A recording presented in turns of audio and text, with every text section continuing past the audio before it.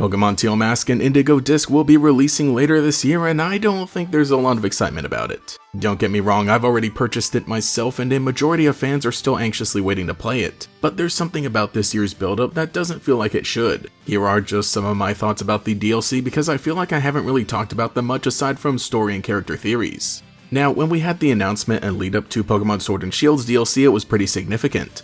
Some might even say that the Isle of Armor and Crown Tundra fixed Sword and Shield, but I think they just helped to make the experience feel more complete with bringing something new. I think a big point for these updates was that they felt different from the base game and pushed things in a direction that made sense for the future of Pokemon. The base game of Sword and Shield had a locked camera just like the previous Pokemon games. The routes were great, but they felt a little cramped. Meanwhile, the entirety of the Isle of Armor and the Crown Tundra had a freely moving camera and were much more open, focusing on the exploration.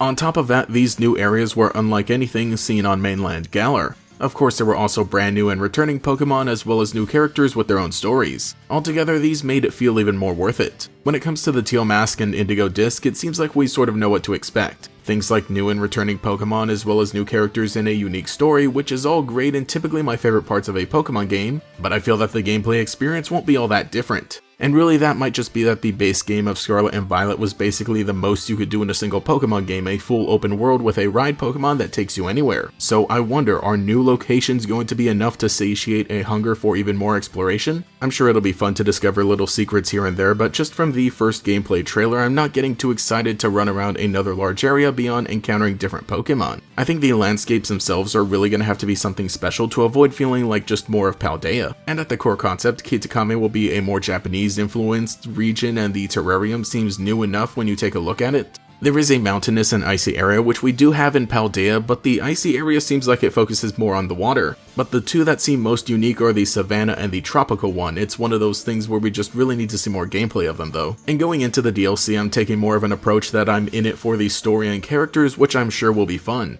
Teal Mask looks like it's going to be a neat little side adventure with the Pokemon of Kitakami, but of course the Indigo Disc will hopefully give the big answers behind the legendary Pokemon and the Terra Crystal shenanigans, so hopefully that'll be a cool payoff. You know, something that's been built up in the main story. I think that at least Blueberry Academy could serve as a type of post-game battle facility, which I'm really hoping it does after we finish whatever story events take place there. Because aside from the school tournament in Scarlet and Violet, there really wasn't much else to do in terms of battles. So I think it's going to give us more of a different or new feeling experience. The initial launch of Scarlet and Violet was rough, to say the least. I still enjoyed it overall and aren't a certified hater of the game, but I will say that in the months since its release, whatever they showed off for the DLC would really need to be spectacular and wow fans. And from the gameplay footage we've seen so far, it just kinda looks like more of Scarlet and Violet, which can be a good thing if that's what you want. Like I said, I already purchased it because I wanted that Zoroark, but as a Pokemon fan who ends up liking and enjoying most games, I don't think this is going to be the breaking point that makes me absolutely hate the franchise or anything. It's going to be a totally fine experience, and I would rather have a cool little expansion to an existing game this year than immediately dive into the next fully fledged brand new game. But I'm holding out for the next trailer to really show what the DLC is capable of. So yeah, those are my quick thoughts on the Teal Mask and Indigo Disc DLC. I realize that I don't typically do videos much like this anymore because I really want to just focus on the funny evergreen kind of stuff, and when I do discuss a new trailer, it's mostly theories and character or story analysis, but I figured I'd vomit some words onto a page and get some of my thoughts out. So let me know what you think about the Scarlet and Violet DLC and what you'd like to see out of it. Anyway, I gotta get back to making the funny videos.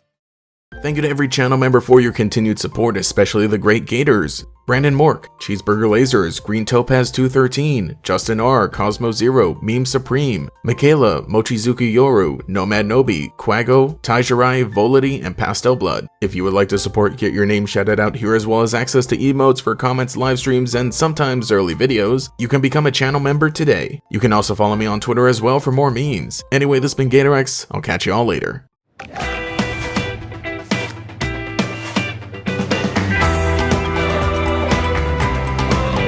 Start your adventure together in the Pokemon trading card game Scarlet and Violet. Coming soon. Products sold separately, cards vary by pack.